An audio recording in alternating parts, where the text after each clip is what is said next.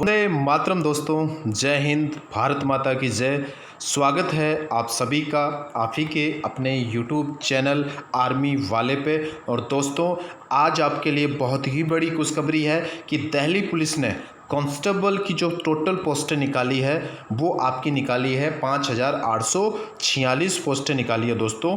तो हम आज बात कर रहे हैं कि उसमें क्राइटेरिया क्या क्या रहने वाला है और उसमें जो सिलेबस आने वाला है वो क्या क्या रहने वाला है। ठीक है, तो दोस्तों मैं बात कर रहा हूँ कि दिल्ली पुलिस की, और उन्होंने जो कांस्टेबल की जो वैकेंसीज निकाली है वो टोटल दोस्तों 5,846 पोस्टें हैं। कितनी है?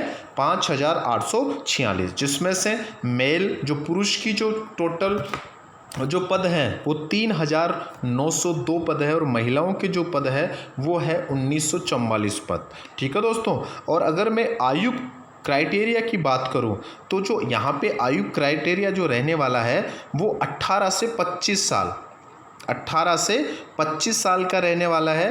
अगर बंदा ओबीसी से बिलोंग करता है तो उसका जो क्राइटेरिया रहने वाला है वो 18 से 28 साल तक का रहने वाला है।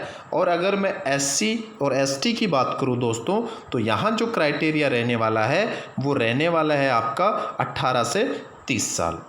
ये तो था दोस्तों आपका आयु का क्राइटेरिया। अब मैं बात करता हूँ योग्यता की। तो यहाँ पे दोस्तों जो योग्यता की अगर मैं बात करूँ तो यहाँ योग्यता रहने वाली है 12वीं पास। ठीक है, और हम बात करते हैं परीक्षा का जो पैटर्न है वो कैसे रहेगा।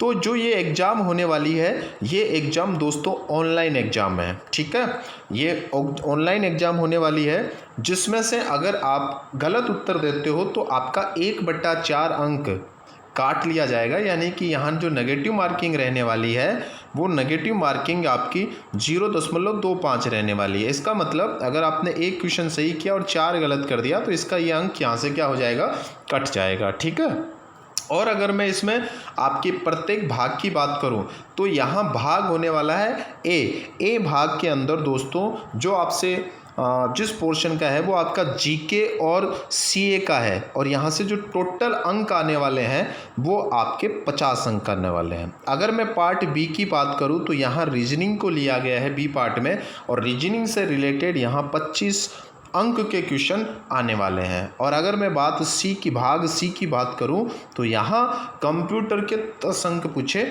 जाने हैं। और अगर मैं बात करूं डी पार्ट की तो डी पार्ट में जो दोस्तों यहाँ से क्वेश्चन पूछे जाएंगे वो 15 अंक के क्वेश्चन पूछे जाएंगे। और जो आपकी एग्ज़ाम ड्यूरेशन रहेगा वो आपका 90 मिनट का रहेगा। 90 मिनट का मतलब 1 घंटा 30, 1.5 घंटे की आपकी क्या होगी, एग्ज़ाम होगी। अब बात करते हैं शारीरिक, यानी कि शारीरिक में अगर मैं बात करूं तो पुरुष के लिए 6 मिनट के भीतर 1600 मीटर की दौड़ को क्या करना है, क्लियर करना है।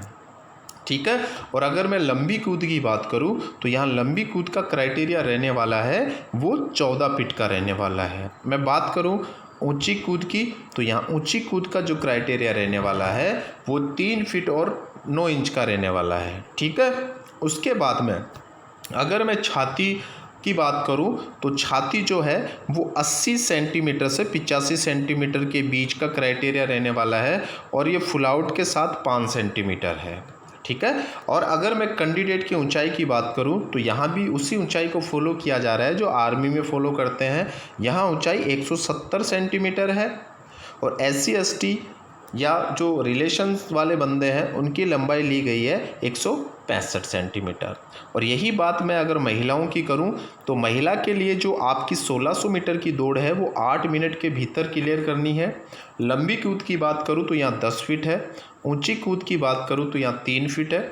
और अगर मैं ऊंचाई की बात करूं यानी कि जो फीमेल कैंडिडेट है उसकी अगर लंबाई की बात करूं तो 157 सेंटीमीटर, SC ST के लिए 155 सेंटीमीटर है, और रिलेशन वालों के लिए यहाँ 152 सेंटीमीटर है। ठीक है, और अगर यहाँ हम नोट की बात करें तो कंप्यूटर आधारित परीक्षा का परिणाम SSC द्वारा घोषित किया जाएगा कि एग्जाम जो कंटेन करवा रही है वो आपकी कौन करवा रही है, SSC करवा रही है। वे अभ्यर्थी जो प्रत्येक श्रेणी में बार के 12वीं के बराबर कंप्यूटर पर आधारित की मेरिट के दायरे में आते हैं। यानी कि कैंडिडेट जो है वो 12वीं पास है और वो इस कंप्यूटर आधारित परीक्षा के दायरे में आते हैं। यानी जनरल, SC, ST, OBC या जो रिलेशन और पूर्व सैनिक PE और MT में उपस्थित होने के लिए बुलाए जाएंगे। ठीक है, अर्थात जो अभ्यर्थी कंप्यूटर आधारित परीक्षा की मेरिट पास करेंगे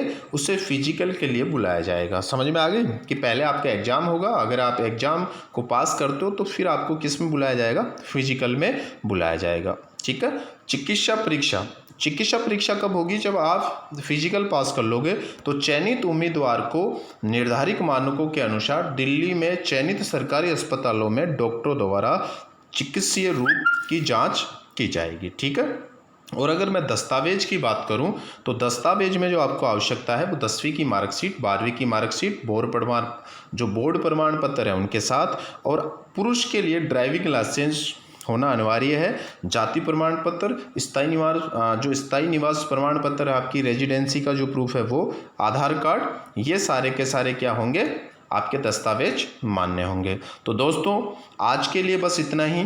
तो अगर जो अभ्यर्थी इसकी तैयारी करना चाहता है, ठीक है, वो हमारे चैनल पे बने रहें।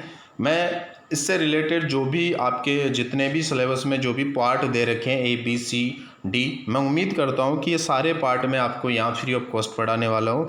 तो यदि अभी तक आपने मेरे इस चैनल को सब्सक्राइब नहीं किया तो चैनल को सब्सक्राइब करें। और अंत में इतना ही कहूँगा, भारत माता की जय, वंदे मातरम। दोस्तों खुश रहिए और अपनी प्रिपरेशन को रेडी रखिए। ठीक है, जय हिंद।